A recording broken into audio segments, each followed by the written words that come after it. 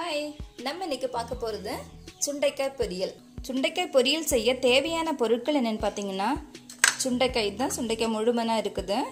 இதை நான் ஒரு 50 கிராம் எடுத்து தண்ணியில் நல்லா உடச்சி போட்டு வச்சுருக்கேன். உள்ள அந்த சீட்ஸ் எல்லாம் எடுத்துகிட்டு போட்டிருக்கிறேன். 1-2 சீட்ஸ் இருந்தால் பரவாயில்ல, மற்றபடி கொஞ்சம் எடுத்துகிட்டு தண்ணியில் போட்டு வச்சுருங்க.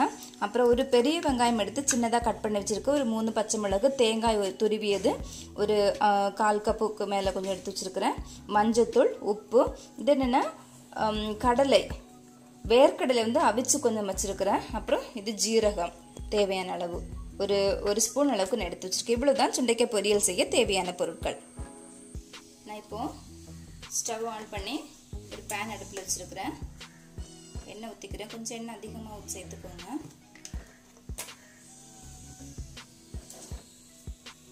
எண்ணெய் சேர்த்துட்டேன்.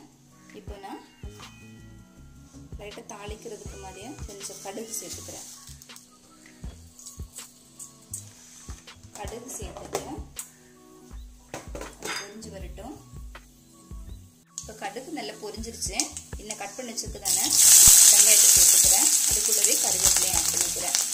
இது நல்லா கொஞ்சம் வதங்கி வரட்டும். இந்த வெங்காயம் நல்லா கொஞ்சம் வதங்கி வர டைமில் நம்ம எடுத்து வச்சுக்குதானே தேங்காய், ஜீரகம், வேர்க்கடலை இவ்வளவு நம்ம மிக்சியில் அரைச்சி எடுத்துக்கலாம். நான் இப்போ மிக்சி ஜாரில் எடுத்து வச்சுருக்குதானே பச்சை மிளகு ஒரு 3 ஆட் பண்ணிக்கிறேன். எடுத்து வச்சுருக்கேன் தேங்காய், துருவிய தேங்காய் இதில் ஆட் பண்ணிக்கிறேன். கூடவே ஜீரகம் ஒரு ஸ்பூன் ஆட் பண்ணிக்கிறேன்.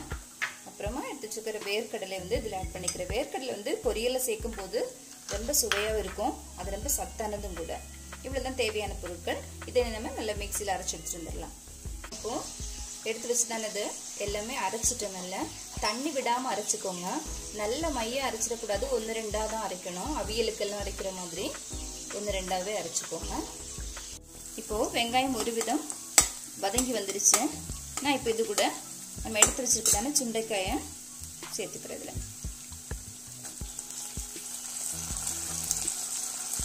சுண்டைக்காய் சேர்த்து இதையும் தண்ணி விடாமல் நல்லா வதக்கி விட்டுட்டே இருக்கலாம். கிண்டி விட்டுட்டே இருந்ததுக்கப்புறமா அரைச்சி வச்சுருக்க விழுதை கூட இதில் ஆட் பண்ணிக்கலாம். இப்போது ஓரளவுக்கு வதங்கிருச்சுன்னா இந்த டைமில் கொஞ்சம் மஞ்சத்தூள் ஆட் பண்ணிக்கிறேன்.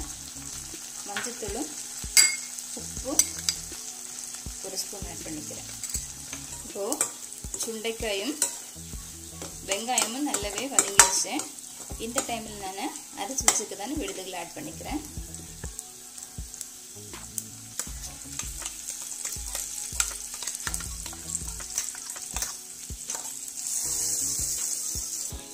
தேங்காய் விழுதுகள் எல்லாம் போட்டாச்சு. இன்னும் கொஞ்சம் நேரம் கூட கிண்டி விட்டுட்டே இருக்கலாம். இந்த சுண்டைக்காயில் நிறைய நன்மைகள் இருக்குது.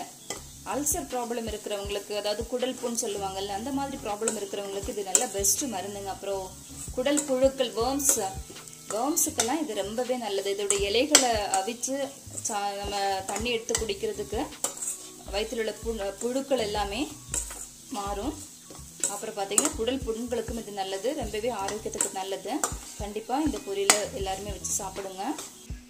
அவ்வளோதான், சுண்டைக்காய் பொரியல் ரெடி. இந்த வீடியோ உங்களுக்கு பிடிச்சிருந்தா லைக் மற்றும் ஷேர் பண்ணுங்கள். தேங்க்யூ.